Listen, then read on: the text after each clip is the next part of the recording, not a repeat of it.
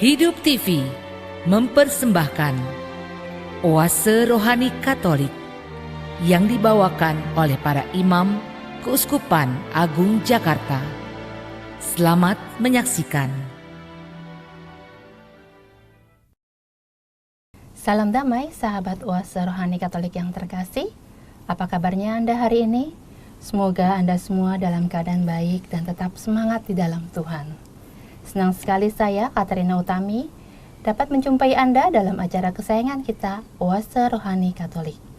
Dan hari ini, hati saya penuh dengan sukacita, karena di studio telah hadir bersama dengan saya, Romo Adrianus Heri Wijayanto SC yang biasa akrab kita sapa atau kita kenal dengan Romo Heri. Marilah sekarang kita menyapa Romo Heri. Halo Romo, apa kabarnya? Baik, Mbak Utami. Semuanya baik. Tetap semangat ya Romo? Ya. Baiklah, sahabat Oase Rohani Katolik yang terkasih, marilah kita awali acara kita pada hari ini dengan doa pembukaan yang akan dipimpin oleh Romo Heri. Dalam nama Bapa dan Putra dan Roh Kudus, amin. Puji dan syukur ya Tuhan atas segala anugerah yang boleh kami terima, sehingga pada kesempatan yang penuh syukur ini, kami bisa berjumpa, berbicara, berbagi, dan sharing pengalaman hidup kami untuk saudara-saudari kami dan semua orang yang memiliki kehendak baik untuk melakukan sesuatu yang sesuai dan kehendak Tuhan. Maka berkatilah kami, apa yang akan kami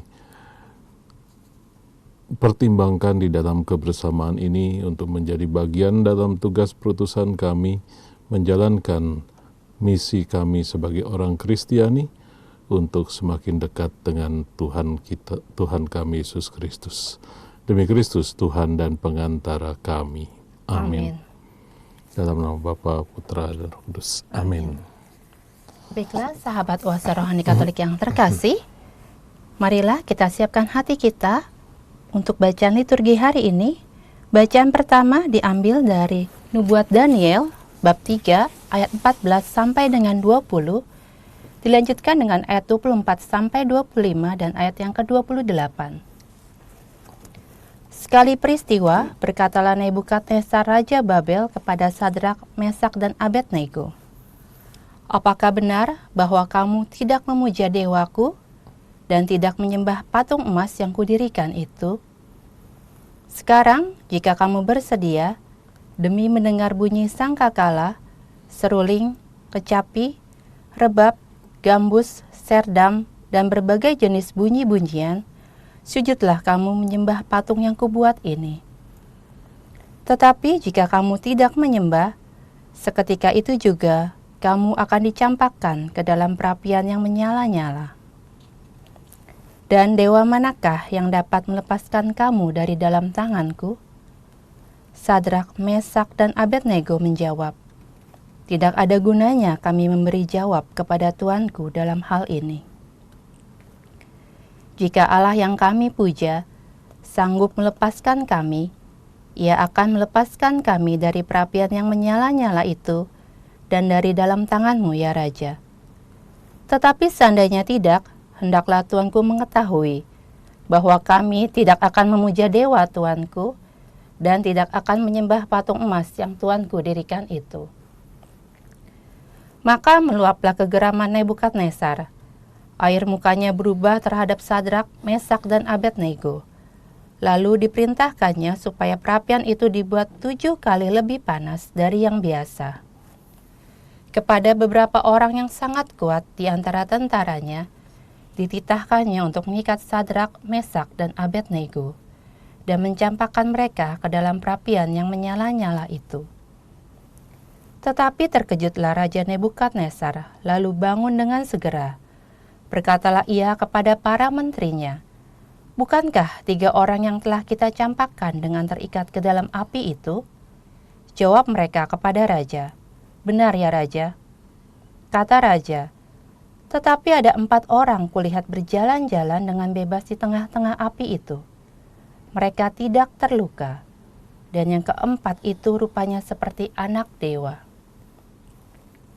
Maka berkatalah Nebukadnezar, "Terpujilah Allahnya Sadrak, Mesak, dan Abednego, Ia telah mengutus malaikatnya dan melepaskan hamba-hambanya yang telah menaruh percaya kepadanya, tetapi melanggar titah raja yang menyerahkan tubuh mereka karena mereka tidak mau memuja dan menyembah Allah manapun, kecuali Allah mereka.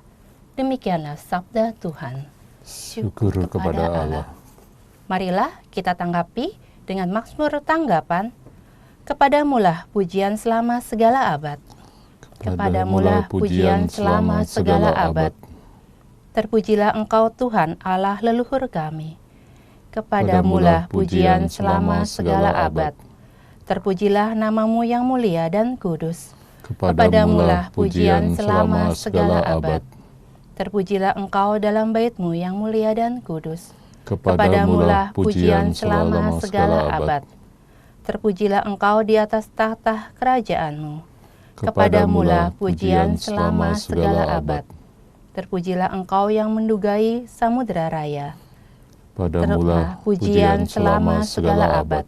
Terpujilah Engkau di bentangan langit. Padamulah pujian selama segala abad. Sahabat kuasa rohani Katolik yang terkasih, marilah kita siapkan hati dan pikiran kita, karena sebentar lagi Romo Heri akan membacakan Injil untuk kita. Bacaan Injil hari ini diambil dari Injil Yesus Kristus menurut Yohanes bab 8 ayat 31 sampai dengan 42. Bait pengantar Injil. Terpujilah Kristus Tuhan, Raja mulia dan kekal. Terpujilah Kristus Tuhan, Raja mulia dan kekal. Berbahagialah orang yang menyimpan sabda Allah dalam hati yang baik dan menghasilkan buah dalam ketekunan. Terpujilah Kristus Tuhan, Raja mulia dan kekal. Tuhan sertamu. Dan sertamu juga. Inilah Injil Tuhan kita Yesus Kristus menurut Yohanes. Dimuliakanlah Tuhan. Sekali peristiwa Yesus berkata kepada orang-orang Yahudi yang percaya kepadanya, "Jikalau kamu tetap dalam firman-Ku, maka kamu benar-benar murid-Ku, dan kamu akan mengetahui kebenaran, dan kebenaran itu akan memerdekakan kamu." Jawab mereka, "Kami adalah keturunan Abraham, dan tidak pernah menjadi hamba siapapun. Bagaimana engkau dapat berkata kamu akan merdeka?" Kata Yesus kepada mereka, "Aku berkata kepadamu sesungguhnya, setiap orang yang berbuat dosa adalah hamba dosa, dan hamba tidak tetap tinggal di rumah, yang tetap tinggal di dalam rumah adalah anak. Tetapi apabila anak itu memerdekakan kamu, kamu pun benar-benar merdeka. Aku tahu bahwa kamu adalah keturunan Abraham, tetapi kamu berusaha untuk membunuh aku karena firman-Ku tidak beroleh tempat di dalam kamu. Apa yang kulihat pada Bapa, itulah yang kukatakan, seperti halnya kamu melakukan apa yang kamu dengar dari bapamu." Jawab mereka kepadanya, "Bapa kami ialah Abraham." Kata Yesus kepada mereka, "Sekiranya kamu anak-anak Abraham, tentulah kamu mengerjakan pekerjaan yang dikerjakan oleh Abraham. Tetapi yang kamu kerjakan ialah berusaha membunuh aku. Aku, seorang yang mengatakan kebenaran kepadamu, yaitu kebenaran yang kudengar dari Allah. Pekerjaan yang demikian tidak dikerjakan oleh Abraham. Kamu mengerjakan pekerjaan bapamu sendiri." Jawab mereka, "Kami tidak dilahirkan dari zina. Bapa kami satu, yaitu Allah." Kata Yesus pada mereka, "Jikalau Allah adalah Bapamu, kamu akan mengasihi aku. Sebab aku keluar dan datang dari Allah. Dan aku datang bukan atas kehendakku sendiri, melainkan Dia yang mengutus aku." Demikianlah Injil Tuhan. Terpujilah Kristus.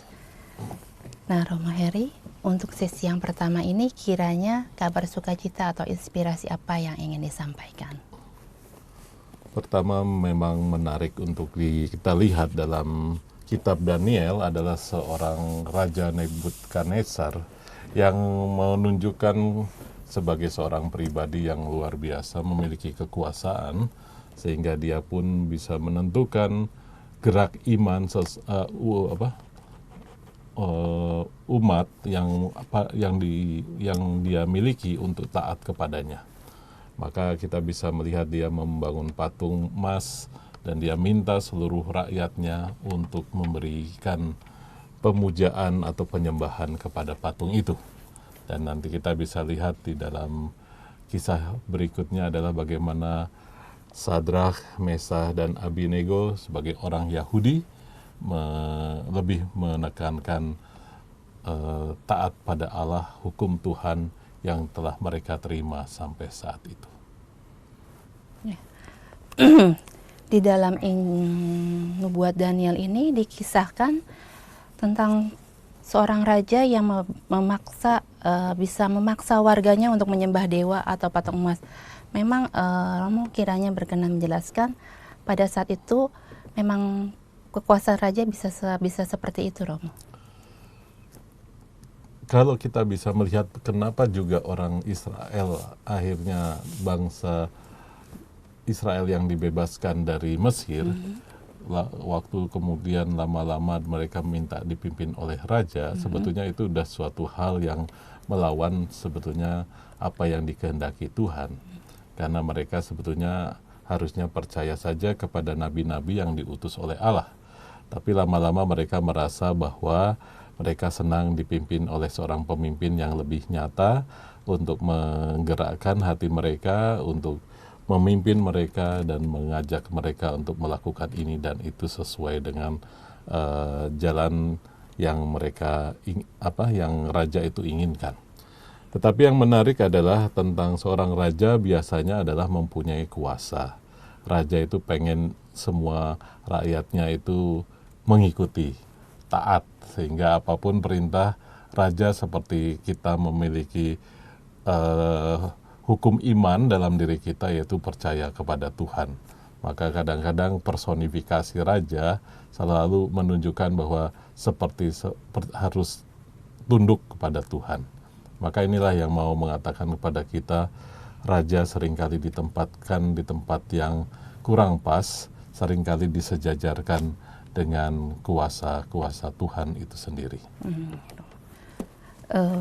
Dalam bacaan nubuat Daniel ini, Romo, mengapa terlihat raja begitu otoriter dalam urusan keyakinan?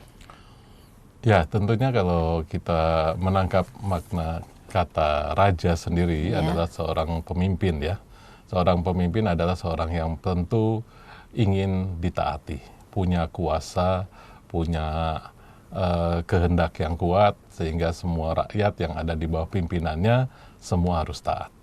Maka ini kita bisa melihat kalau Nebukadnezar menekankan dirinya sebagai seorang raja dan pemimpin, maka dia bisa melakukan sesuatu yang sebetulnya dia inginkan. Sebetulnya juga mungkin menarik untuk melihat bagaimana dia kok minta patung emas, dan mereka meminta supaya taat kepada perintah raja untuk menyembah patung emas itu, walaupun kita sadar bahwa kenapa rakyat tidak menyembah saja kepada dia sebagai seorang raja, tetapi diminta untuk menyembah patung emas itu. Maka itu kuasa yang mau mengatakan kok lebih percaya kepada patung yang tidak bernyawa, tetapi kenapa seharusnya lebih taat kepada dia sebagai seorang raja. Mungkin itu yang bisa saya katakan tentang otoritas seorang raja. Ya, Romo. Pada saat itu urusan kepercayaan atau iman seseorang itu menjadi tugas atau wewenang raja atau tugas seorang imam, Romo? Nah, setelah kita melihat bagaimana Israel dipimpin oleh raja, sebetulnya kan kita bisa melihat bangsa Yehuda merupakan bangsa yang dianggap dimiliki oleh Allah sebagai bangsa yang sungguh-sungguh masih mau mengikuti Tuhan di dalam perjalanan dari Mesir menuju tanah terjanji. Dan kita bisa melihat sebetulnya ada tugas pembagian. Misalnya untuk upacara-upacara, biasanya dari suku Lewi adalah memimpin upacara-upacara untuk yang berkaitan dengan persembahan kepada Allah. Tetapi ketika mulai setelah Raja Daud, kemudian kita terus dilanjutkan oleh Raja Salomo, tapi kita bisa melihat mulai godaan muncul, yaitu penyembahan berhala karena pernikahan Salomo dengan wanita-wanita yang bukan orang Yahudi. Maka hal yang menakutkan di dalam perjalanan untuk taat pada Allah adalah satu godaan-godaan untuk memperlihatkan kepada kita bahwa penyembahan berhala itu sepertinya digerakkan dari luar sesuatu kehidupan yang seharusnya dilawan, tetapi karena karena merasa harus bargaining ya dengan wanita-wanita atau bangsa-bangsa atau mereka-mereka yang mulai dekat dengan bangsa Israel, sehingga terjadi upaya-upaya yang menyatukan sesuatu yang seharusnya tidak perlu terjadi. Di sini dikisahkan bahwa 3 orang ini, Sadrak, Mesak, dan Abednego, begitu kuat dalam iman dan hanya Allah penguasa langit dan bumi yang harus disembah, bukan Allah buatan manusia. Dan 3 orang ini tidak terjebak dalam praktek berhala yang dipraktekkan raja. Ini mungkin Romo bisa berkenan menjelaskan. Kalau membaca dari perikop ini, yang menarik adalah bahwa Sadrak, Mesak, dan Abednego ditampilkan ya dalam suatu kerajaan yang sebetulnya dikuasai oleh Nebukadnezar, dan raja itu tahu bahwa pemimpin-pemimpinnya juga ternyata ada dari kalangan orang Yahudi yang percaya kepada Tuhan.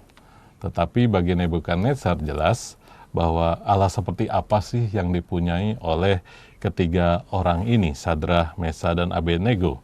Apakah bisa mengalahkan raja atau patung emas yang dianggap Tuhannya untuk kerajaan itu, untuk lebih kuat daripada Tuhannya Sadrak, Mesak, dan Abednego.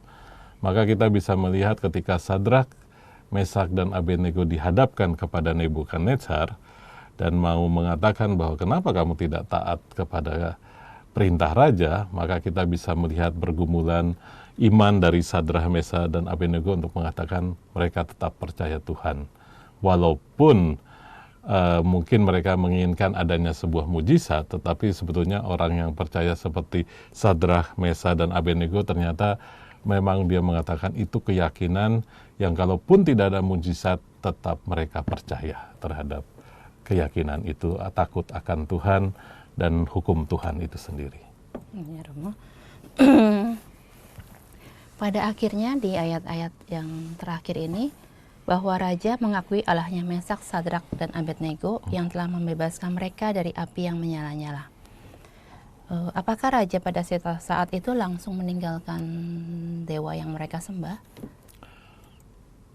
Dalam keyakinan yang muncul dari Nebukadnezar terhadap peristiwa tanur api yang dihadapi oleh Sadrak, Mesak, dan Abednego, raja sendiri melihat bahwa ada 4 pribadi yang ada di dalam tanur api itu.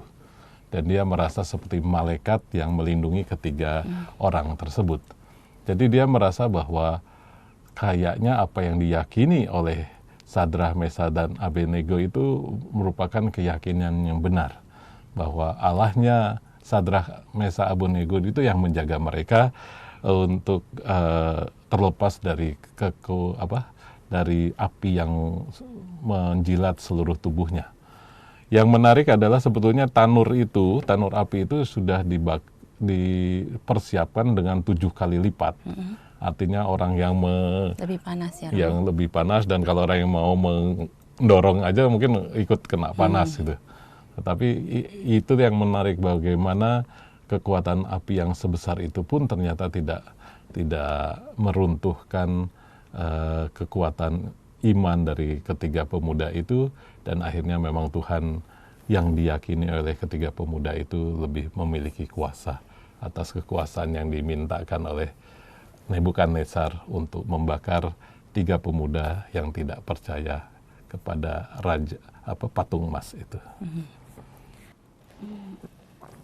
Romo kiranya bisa mengaitkan bacaan yang pertama dengan kehidupan kita sehari-hari ini, Romo? Ya, menarik untuk kita bisa melihat bahwa setiap orang kan punya KTP ya, kartu identitas, baik untuk sebagai seorang pribadi maupun sebagai seorang yang mempunyai bukti bahwa dia adalah salah satu penduduk dari bangsa ini, maka atau dari wilayah tersebut. Maka kita bisa melihat di dalam KTP itu suatu tanda identitas yang mau menunjukkan bahwa kita ada di suatu wilayah tertentu dalam kehidupan. Maka kalau kita pun sebetulnya percaya kepada Tuhan dan kebetulan kita juga merasa diri kita adalah bagian dari sebuah gereja dan kita ada di dalamnya karena kita dibaptis, maka kita pun sebetulnya punya wilayah tertentu untuk menjalankan kehidupan ini. Maka hanya untuk mengatakan apakah kita sebagai orang Kristiani, sebagai orang Katolik menyadari identitas utama yang telah kita terima, entah itu dari bayi, entah itu ketika dewasa, untuk menyatakan bahwa sebagai pengikut Kristus, apakah betul saya menghadirkan Kristus di dalam kehidupan ini. Maka untuk mengatakan supaya jangan sampai kita percaya kepada Tuhan, percaya kepada Yesus, tapi malah tidak menghadirkan Yesus yang kita imani itu. Romo bisa memberikan contoh bagaimana kita caranya menghadirkan Kristus dalam kehidupan kita? Ya, sebetulnya kan kalau kita melihat terhadap hukum kasih yang menurut saya adalah bisa melewati batas-batas dari apa yang mau kita katakan di dalam bacaan-bacaan pada saat ini, bahwa bacaan saat ini mau mengatakan bahwa tentang taat akan Tuhan, menghadapi segala situasi, godaan, penyembahan berhala, dan sebagainya. Tetapi kalau kita bisa mau diajak untuk melihat dalam kesempatan ini, kita sedang menjalani masa Prapaskah. Menjalani masa Prapaskah adalah masa sebetulnya retret agung, di mana orang-orang Katolik diajak untuk berjalan bersama Tuhan, akhirnya menemukan Tuhan dan terjadinya pertobatan. Nah, ini kan suatu hal yang untuk mengatakan kalau kita bertobat, sebetulnya kita berjalan bersama Tuhan. Nah, tapi ini kan takutnya adalah bahwa masa Prapaskah itu hanya berjalan seperti sebuah rutinitas, sehingga hanya berganti waktu, akhirnya sampai pada waktunya setelah perayaan ya kembali lagi kita menjalankan hidup tidak begitu biasa saja, rutinitas. Nah, yang saya selalu ingin tanyakan kalau percaya kepada Tuhan, takut akan Tuhan atau taat pada hukum Tuhan, apakah kita betul-betul menjalankan misalnya keluarga kita ini tahu nggak kalau kita sedang berpuasa dan berpantang? Misalnya saya sering bertanya di dalam renungan saya, apakah Bapak Ibu tuh tahu apa yang sedang dilakukan puasa dan pantang oleh anak-anak Bapak Ibu? Apakah betul mereka mengurangi uang jajan? Kalau mereka mengatakan kepada ibu bapak, Pak, Bu, saya mengurangi uang jajan, maka uang yang lebih itu saya akan tabung. Maka Bapak Ibu kan berusaha untuk memberikan celengan, nah, supaya anak itu setiap hari menabung di celengan itu sampai 40 hari, maka bisa dipecah celengannya untuk dipersembahkan sebagai persembahan dari masa puasa itu, masa Prapaskah. Karena kita sadar masa Prapaskah itu harus sungguh menunjukkan bahwa unsur yang utama adalah ada doa, ada puasa, ada derma atau amal kasih. Jadi kalau tanpa amal kasih atau derma ya jelas kita pertanyakan antara doa dan puasanya, gitu kan. Nah, jangan sampai kalau orang tua pun sampai terjebak ternyata dia tidak diketahui puasa dan pantangnya oleh anak-anaknya. Mungkin anak-anaknya juga akan bertanya-tanya, Bapak ngomong puasa pantang, tapi Papa sendiri sama Mama kok nggak jelas puasa dan pantangnya, gitu kan. Ya kalau bapaknya mengatakan saya mau berhenti merokok, nah kan ada alat sensornya, yaitu sang anak itu sendiri. Kok Papa merokok, kok nggak berhenti merokok? Katanya mau mempersembahkan kepada Tuhan perbuatan baik ini, kan gitu. Nah, ini kan hanya untuk mengatakan bertobat kan butuh kekuatan untuk bisa membawa kasih ya, hukum kasih itu, sehingga mereka pun menyadari bisa saling menguatkan, bisa saling memberikan masukan, sehingga mereka merasa iya ya, kita saling menghargai untuk menghadirkan Tuhan. Itu salah satu contoh kecil yang masa Prapaskah ini seringkali saya merasa betulkah kita bisa bertobat untuk merasakan kebaikan Tuhan itu, sehingga kita berani berbagi dengan mereka yang lebih kurang beruntung. Seperti itu. Ya, baik Romo, untuk sesi yang pertama ini kita akan jeda sejenak, Romo. Ya. Baiklah, sahabat Oase Rohani Katolik yang terkasih, kita akan jeda sejenak untuk merenungkan apa yang telah disampaikan oleh Romo Heri. Kita akan kembali dalam sesi yang kedua dalam acara yang sama, Oase Rohani Katolik. Hidup TV mempersembahkan Oase Rohani Katolik yang dibawakan oleh para imam Keuskupan Agung Jakarta. Selamat menyaksikan. Sahabat Oase Rohani Katolik yang terkasih, masih bersama dengan Romo Adrianus Heri Wijayanto SY dan saya Katarina Utami dalam acara Oase Rohani Katolik sesi yang kedua.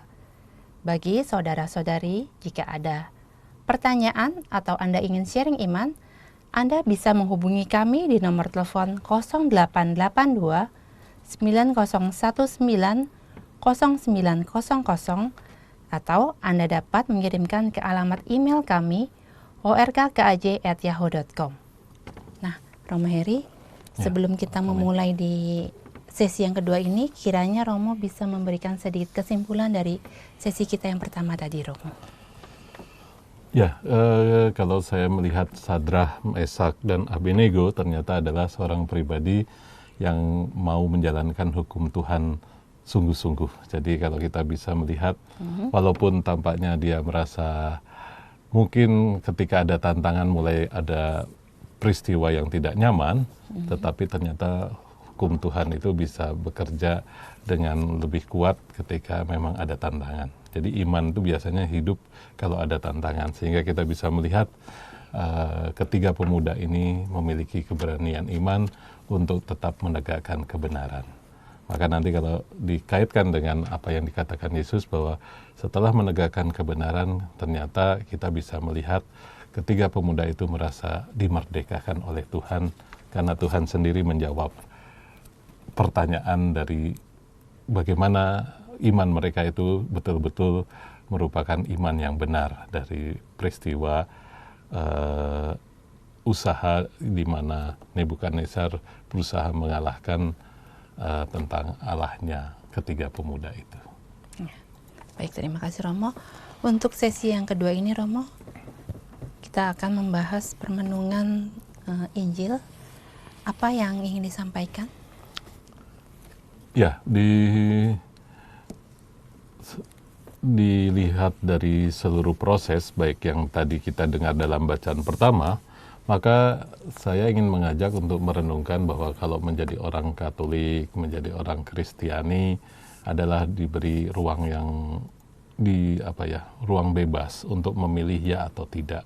Walaupun sudah belajar, kita tahu ketika katekumenat sudah belajar agama cukup lama, cukup panjang, tetapi ketika orang itu tidak yakin, ya mereka tidak boleh memutuskan untuk tidak mengikuti iman yang diajarkan itu. Jadi kita bisa melihat untuk mengikuti Yesus pun seorang harus bisa sungguh-sungguh dari hatinya sendiri untuk menjawab ya atau tidak terhadap panggilan Tuhan itu untuk menjadi orang Kristiani. Karena kalau sudah ya, sebetulnya harus terjadi kebebasan batin orang itu untuk mengikuti Tuhan, dan akhirnya itulah yang memerdekakan orang itu. Ya, menarik di sini Romo. Tadi Romo mengatakan kebebasan batin untuk dapat mengikuti Tuhan. Ya.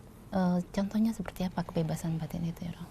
Ya, kalau saya mengajak untuk melihat suatu peristiwa-peristiwa, kebebasan batin itu memang sesuatu yang sekarang sedang dirindukan ya. Maka orang bisa melalui meditasi, bisa melakukan banyak kegiatan-kegiatan rohani. Salah satu yang pernah saya lihat di dalam acara TV adalah tentang mindfulness. Dan menurut saya menarik karena apa? Mindfulness itu mengajak orang-orang untuk masuk ke dalam sebuah proses. Kenapa orang itu senang, kenapa orang itu sedih, kenapa orang itu sakit, kenapa orang itu sehat, dan sebagainya. Jadi masuk dalam sebuah proses yang dialami di dalam kehidupan. Bukan mau menghakimi bahwa sehat itu lebih hebat atau lebih bagus daripada sakit. Punya uang itu lebih bagus daripada nggak punya uang, dan sebagainya. Hanya untuk mengatakan supaya mindfulness ini adalah membangun kesadaran dan keyakinan bahwa jalan hidup kita itu bukan mengejar suatu tujuannya, tetapi menangkap dengan sadar prosesnya. Apakah saya menjadi orang yang tidak sangat menghakimi dalam kehidupan ini? Karena banyak orang yang sekarang suka menghakimi bahwa anak saya pintar karena rankingnya 1 terus, anak saya bodoh karena rankingnya di bawah 25 terus. Padahal kita nggak bisa mengatakan itu semua karena masing-masing anak punya prosesnya tertentu. Belum tentu anak yang dianggap ranking 1 berhasil daripada anak yang ranking 25. Jadi kita bisa melihat sesuatu peristiwa yang menarik dari mindfulness untuk membebaskan hati seseorang untuk tidak menangkap hasilnya, tetapi proses. Entah orang itu, entah anak saya, entah istri saya, entah suami saya ketika sedang dalam pergumulan dalam kehidupan. Ya, terima kasih. Dari bacaan Injil tadi, Romo, dikatakan bahwa tetap dalam firman-Ku. Jikalau kamu tetap dalam firman-Ku, maka kamu benar-benar murid-Ku. Ini maksudnya seperti apa ya, Romo? Kamu tetap dalam firman-Ku. Ya, tetap dalam firman itu adalah berarti tetap dalam sabda Tuhan ya. Saya sih memang mau mengatakan misalnya kata-kata yang diungkapkan oleh Tuhan sendiri, misalnya katakan katakan putih kalau memang putih, katakan hitam kalau memang hitam, atau sebagainya gitu ya.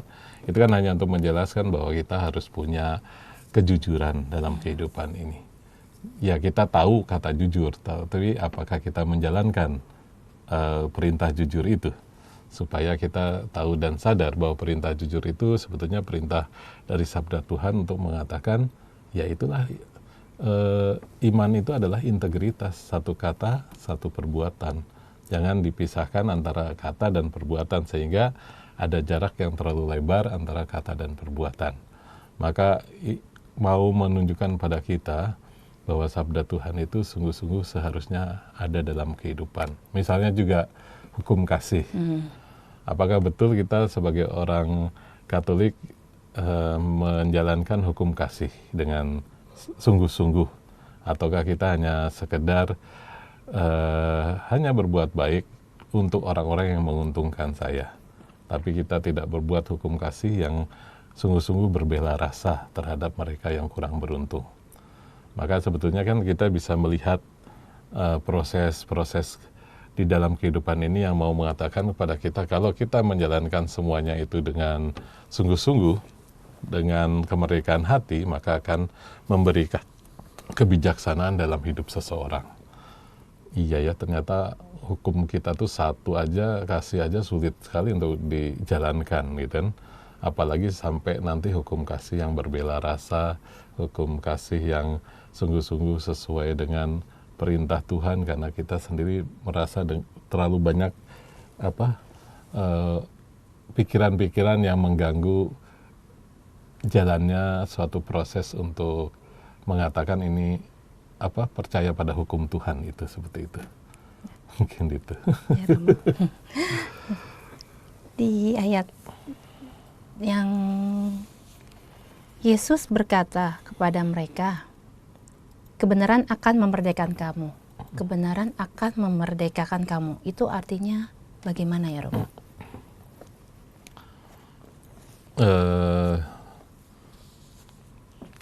Saya mungkin ambil dari sebuah kisah aja ya, cerita. Ada seorang bernama William, seorang budak belian yang waktu itu dijual oleh istilahnya penjual saudagar-saudagar, lalu dibeberkan di sebuah pantai atau sebuah tempat pelabuhan. Lalu orang-orang tuan tanah itu mencoba datang dan membeli para budak belian itu. Lalu yang menarik adalah ketika seorang saudagar kan biasanya menawarkan, Tuan pengen beli budak belian seperti apa? Biasanya minta yang baik, minta yang bagaimana. Tapi satu saudagar ini menarik adalah dia minta, saya minta yang paling jahat. Terus akhirnya dipilih yang paling pojok yang memang supaya tidak didatangi. Lalu ditawarkan oleh saudagar ini Tuan, ini budak belian yang paling jahat. Dan benar ternyata ketika ingin ngobrol aja, tiba-tiba si budak belian itu meludah kepada tuan itu. Tuan itu kaget dan dia mengatakan, ya ini benar, bahwa ini adalah budak belian yang kurang santun gitu. Tapi akhirnya tuan itu mengatakan, saya tetap beli. Walaupun saudagar mengatakan, kenapa Tuan tidak memilih yang lain saja, gitu kan? Tidak, saya tetap pilih budak belian ini yang namanya William itu. Lalu, akhirnya dibeli. William juga tetap emosi, marah dalam perjalanan menuju rumah tuan barunya. Dan ketika dia diajak duduk di ruang depan dari rumah tuan itu, lalu dia mengatakan, kamu duduk sebentar. Tapi William tetap melakukan tindakan yang kasar dan meludah. Lalu si tuan itu ternyata mengambil sebuah kertas yang ternyata di dalamnya ada sebuah materai yang mengatakan, William, mulai hari ini kamu bebas.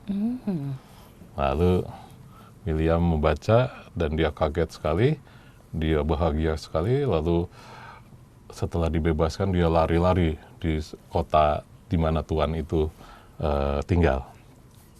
Ternyata dia sudah capek berkeliling, berputar-putar. Akhirnya dia merasa, lah saya nggak ada yang kenal. Saya nggak bisa nyari makan, saya nggak bisa nyari apa-apa. Saya biasa sangat terkurung kan itu. Akhirnya dia merasa bahwa ternyata kebaikan tuannya yang membeli dia, yang dengan penuh kasih tidak membalas kejahatannya dia, memberi inspirasi bagi dia bahwa saya sebetulnya harus berbuat sesuatu pada Tuhan itu. Lalu apa yang dilakukan, dia datang kembali ke Tuhan itu dan mengatakan, Tuhan boleh memakai semaunya Tuhan untuk saya. Saya taat kepada Tuhan, karena Tuhan sudah membebaskan saya. Dan akhirnya sampai kematiannya, ia tetap dengan taat dan setia menemani Tuhan itu untuk berada di dalam lingkaran kasihnya si Tuhan itu. Jadi dia bahagia walaupun sekian waktu dia jadi budak belian. Oh iya, cerita yang sangat menarik, Romo. Iya. Ya mungkin kalau dikaitkan tadi dengan dengan kebenaran akan memerdekakan. Ya, kebenaran itu kan akhirnya dia tahu bahwa hukum kasih itu ternyata universal gitu kan. Dia kan nggak tanya Tuhan itu agamanya apa. Tuhan itu nggak tanya William itu agamanya apa. Mungkin dia karena kesakitan manusiawi, mungkin dia mengatakan tidak percaya Tuhan. Tapi ketika si William itu merasa dibebaskan dan merasa tidak dibelenggu lagi, dia merasa bahwa Tuhannya itu sepertinya nyata sekali dalam diri Tuhan itu. Sehingga dia mau mengabdi seutuh-utuhnya, dan itulah yang pengabdiannya itu yang memerdekakan dia. Jadi kita bisa melihat kebenaran yang memerdekakan itu sendiri. Di ayat yang ke-37, Romo, Ya. di situ dikatakan, Yesus berkata, aku tahu bahwa kamu adalah keturunan Abraham, tetapi kamu berusaha untuk membunuh aku karena firmanku tidak beroleh tempat di dalam kamu. Ini maksud dari ayat ini, Romo. Ya, sebetulnya dalam peristiwa pengajaran Yesus, itu sering kali dilawankan dengan orang-orang Yahudi yang tidak percaya. Tetapi sebetulnya adalah hanya sebagian kecil orang-orang Yahudi yang seperti ahli Taurat, orang Farisi, mereka-mereka yang tidak mau percaya dengan apa yang dibuat Yesus. Tapi kebanyakan sebetulnya orang Yahudi percaya pada Yesus. Cuman karena kata itu diambil alih oleh orang-orang pimpinan, maka sepertinya Yesus menjadi musuh bersama. Nah, kita kan hanya untuk mengatakan bahwa sebetulnya ketika Tuhan ada di dalam suatu peristiwa itu kan sebetulnya ada orang yang percaya, ada yang tidak. Nah, kalau kita melihat nanti di dalam ayat ke-37 ini, maka kita mau mengajak bagaimana orang yang tidak suka kepada Yesus, merasa tersaingi, merasa mungkin istilahnya cemburu terhadap bagaimana orang begitu senang dengan kata, sabda, atau perbuatan dari Yesus, membuat mereka merasa tersingkirkan. Justru karena mereka merasa tersingkirkan, mereka berusaha menyingkirkan Yesus dengan cara yang membuat orang-orang yang tadinya percaya menjadi tidak percaya dan seperti itu. Jadi kita bisa melihat dibuat seperti kalau zaman sekarang hoax-hoax gitu ya, supaya orang yang tadinya percaya malah melawan kepada Yesus gitu. Tapi pada intinya sebetulnya zaman Yesus tidak ada antisemitisme gitu ya, yang seringkali kita melihat bahwa orang Yahudi itu musuhnya orang Kristen gitu, nggak ada gitu istilah kata-kata itu. Karena bagi kita jelas kalau ada sebuah kebenaran selalu muncul orang yang berjalan dalam ketidakbenaran. Nah, kita mau mengatakan ketika Yesus berjalan di dalam kehidupan di zaman itu, maka kita bisa melihat bahwa orang Farisi, ahli Taurat merasa diri tersaingi dalam pengajarannya, dalam menuntun umat supaya percaya kepada Tuhan melalui mereka. Tapi sekarang datang Yesus yang membuat mereka lebih percaya kepada Tuhan dengan cara yang dibuat oleh Yesus. Ya. Romo mungkin bisa mengaitkan bacaan Injil ini dengan tema tahun berhikmat. Nah, tahun berhikmat ini kan sebetulnya tahun yang sangat menarik ya, supaya orang memiliki kebijaksanaan untuk negosiasi, untuk berani berbicara satu sama lain, untuk mencari solusi gitu. Jadi bukan menang kalah yang seringkali dimunculkan di masa-masa sekarang ini. Merasa diri paling benar, tapi ternyata juga ada korban, merasa diri paling hebat, tapi juga kita tahu bahwa ada juga orang yang merasa dikalahkan dan sebagainya. Jadi hanya untuk mengatakan kalau tahun berhikmat itu adalah sebetulnya diminta kita menjadi orang yang semakin bijaksana dalam kehidupan ini. Maka seperti tadi yang dikatakan, jangan dalam contoh saya di awal adalah supaya kita jangan menghakimi, supaya kita juga memiliki kebijaksanaan untuk melihat ternyata sehat itu juga belum tentu lebih baik daripada sakit, misalnya gitu. Karena ternyata orang sakit itu lebih merasa dekat dengan Tuhan daripada orang yang sehat. Jadi hanya untuk memperlihatkan pada kita supaya kita mencita-citakan sesuatu yang luhur dalam kehidupan ini. Maka tadi saya mengatakan ketika masa Prapaskah ini, sebetulnya kan kita diajak untuk semakin bijaksana juga. Apa sih yang pas dengan diri seseorang? Seorang suami, seorang istri, seorang anak. Sehingga mereka dapat menjalankan suatu kebersamaan di dalam keluarga untuk membangun suatu pertobatan bersama. Jadi suami, istri, dan anak itu membangun pertobatan bersama. Sehingga mereka merasa, iya ya, bermakna ya, semasa Prapaskah ini kumpul dengan keluarga lebih kuat, kumpul dengan makan bersama lebih kuat, saling sharing lebih kuat. Sehingga mereka merasa ada maknanya retret agung bersama keluarga ini. Sehingga mereka merasa kami tahun ini merasa lebih baik daripada tahun sebelumnya. Maka kalau kata lebih baik, menurut saya lebih bijaksana. Lebih menentukan kata bijaksana yang akhirnya menuju berhikmat. Iya ya, ternyata saya senang seorang anak misalnya, saya senang sang anak bisa membantu bapaknya untuk mengurangi rokok. Saya senang bisa membantu bapaknya untuk sekarang rajin ke gereja dan sebagainya. Itu kan suatu hikmat yang dia alami ketika terjadi pertobatan di dalam keluarga itu, dan bapak itu atau suami dan istri itu merasa bahwa anaknya sungguh-sungguh menjadi titipan Tuhan di dalam keluarga mereka.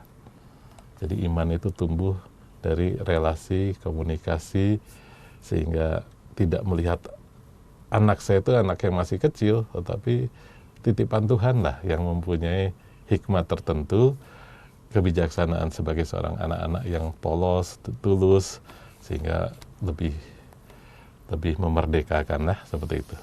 Maka yang saya takutkan kan adalah kalau kotak APP itu lupa oleh orang-orang yang lebih tua, maka ketika hari terakhir saya selalu mengatakan mungkin langsung ambil dari dompet, uang 500.000 saya masukkan ke kotak APP. Terus saya tanya, besar mana anak yang 1.000 rupiah per hari dengan 500.000 yang sekali masuk ke dalam kotak APP? Umat tahu jawabnya, ya lebih besar yang 40.000 Romo, yang anak-anak. Iya, tapi ya maknanya apa? Kan akhirnya begitu. Kalau kita tahu makna yang terbaik adalah di situ ada unsur anak-anak itu tahu bahwa ada doa, ada puasa, ada derma, maka kita kenapa orang dewasa malah tidak mengenal itu, kan gitu. Tidak bisa menghayati itu, gitu kan gitu. Malah mereka memberi contoh yang kurang baik terhadap sang anak. Nah, itu kan hikmat yang sebetulnya diharapkan terjadi di dalam peristiwa masa Prapaskah ini. Belum lagi nanti kalau kita mau memasuki masa-masa pemilihan gitu ya, presiden dan sebagainya. Jadi kita diajak untuk bijaksana, mungkin pakai istilahnya apa ya, logika yang sederhana, tetapi kita tahu itu pilihan hati saya untuk melakukan yang terbaik bagi bangsa ini. Sehingga konsekuensi logisnya pun bisa saya terima, seperti itu. Ya, Romo. Ada lagi yang ingin disampaikan untuk sesi yang kedua ini, Romo? Ya, sebetulnya yang dalam sesi kedua ini tentang kemerdekaan batin itu menurut saya memang memberikan nuansa ya, bahwa orang itu memang harus sungguh-sungguh berupaya mencari Tuhan itu. Karena seringkali saya mau mengatakan bahwa kita tahu Tuhan, kita tahu dosa, kita tahu banyak hal tentang hidup kita, tapi kita hanya sekedar tahu, tapi tidak memikirkan tentang Tuhan dan sebagainya. Maka yang saya takutkan adalah di dalam kehidupan kita menjadi orang Kristiani adalah ya kita apa ya, tidak memiliki greget gitu ya, greget iman yang mau mengatakan pada kita bahwa sebetulnya kita sebagai orang Katolik itu mau menunjukkan kualitas apa sih? Kita sebagai orang Katolik itu ingin memberikan apa? Apalagi terhadap bukan saja kepada gereja jelas, karena gereja adalah mempelainya Kristus. Apalagi nanti kita harus memberikan pada Kristus. Nah ini kan untuk mengatakan bahwa antusiasme, greget itu harus muncul. Karena iman itu kan sebetulnya jawaban atas pernyataan Tuhan. Jawaban atas wahyu Tuhan. Nah, kalau kita tidak punya greget atau jawaban terhadap suatu persoalan, maka pertanyaan kita, apakah kita sungguh menerima wahyu Tuhan? Apakah sungguh kita menerima pernyataan diri Tuhan dalam kehidupan kita sehari-hari? Misalnya melihat istri, melihat suami, melihat anak-anak, melihat umat, gitu kan? Apakah saya bisa merasakan kehadiran Tuhan?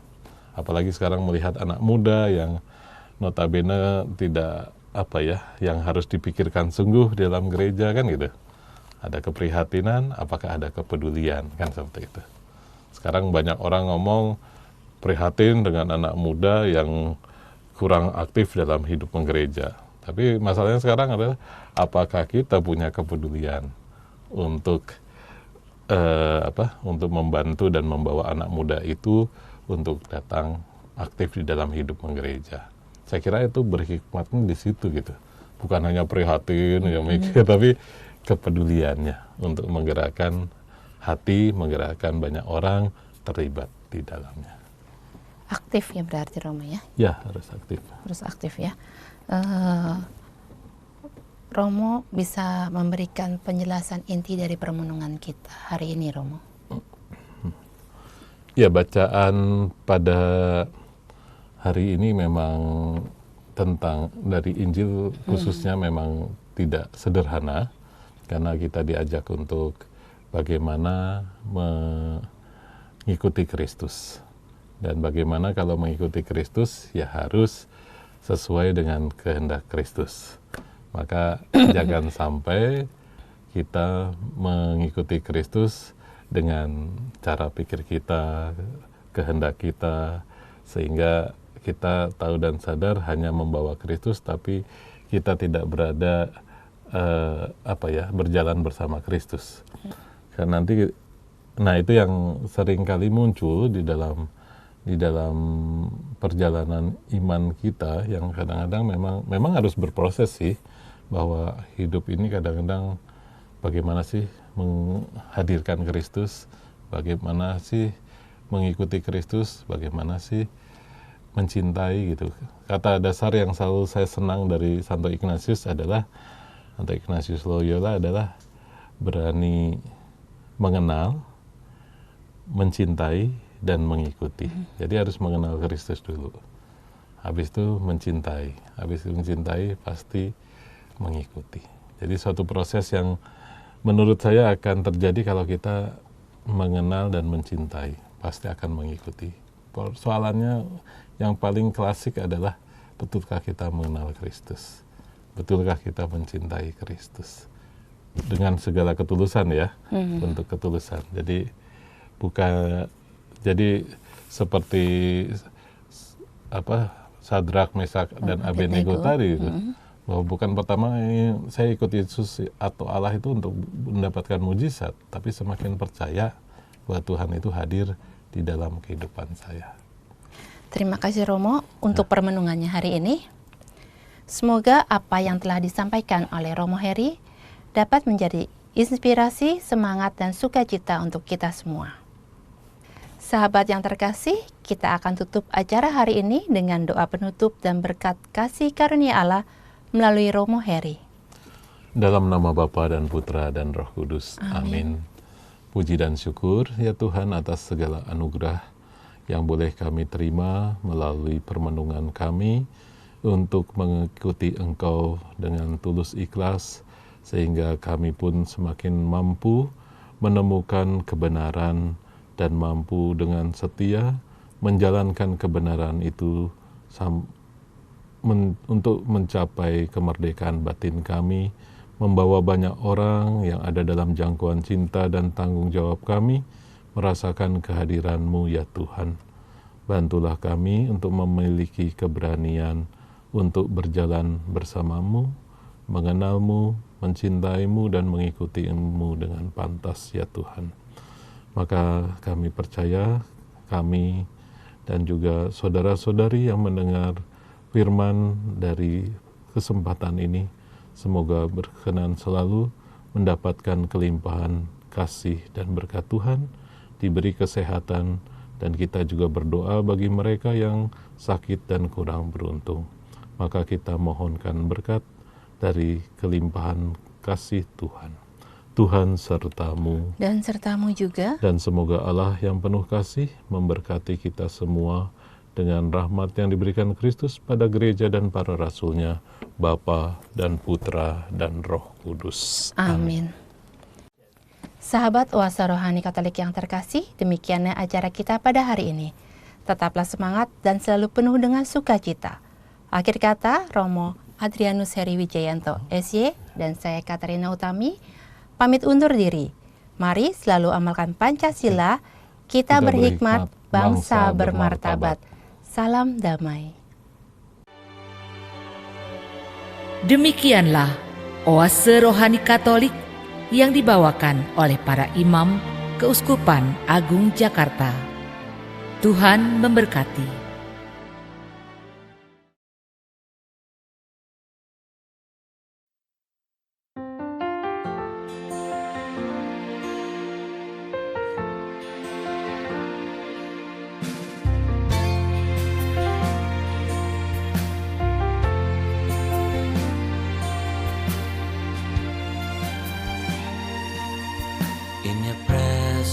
yes, Lord, I praise your name, and happiness comes into my heart, and I bring my life for pleasing you. The moment I serve others in need, can I show my love without giving? Since you teach me for being a man for others, can I love you more now, seeing their sadness, than the love is a story of life. So I ask you the heart of loving, for I need to show them you care. Take the selfishness mine out of my life. It's a love for all brothers in need.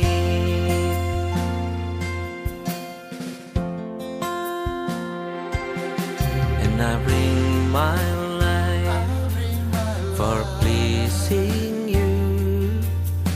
The moment I serve others in need, can I show my love without giving? Since you teach me for being a man for others, can I love you more now, seeing their sadness, than the love is a story of life. So I ask you the heart of loving, for I need to show them you care. Take the selfishness mine out of my life. It's a love for all brothers in need.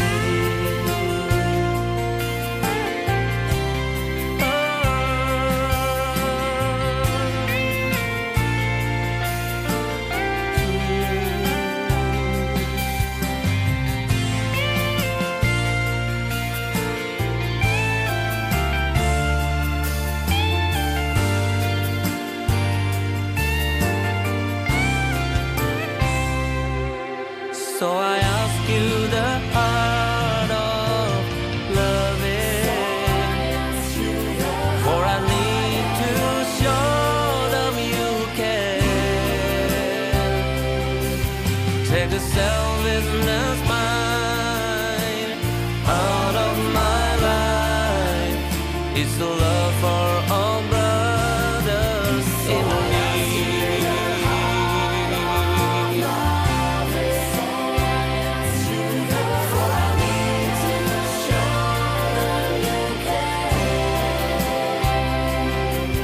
Take the selfishness mine out of my life.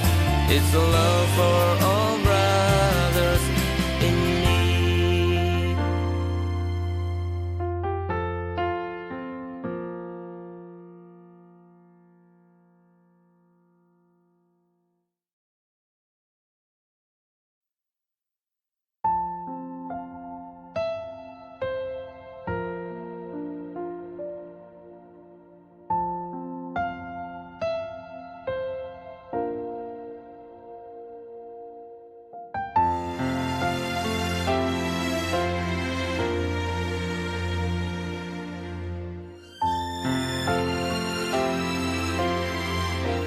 When eyes are fake, the wondrous cross on which the Prince of Glory died.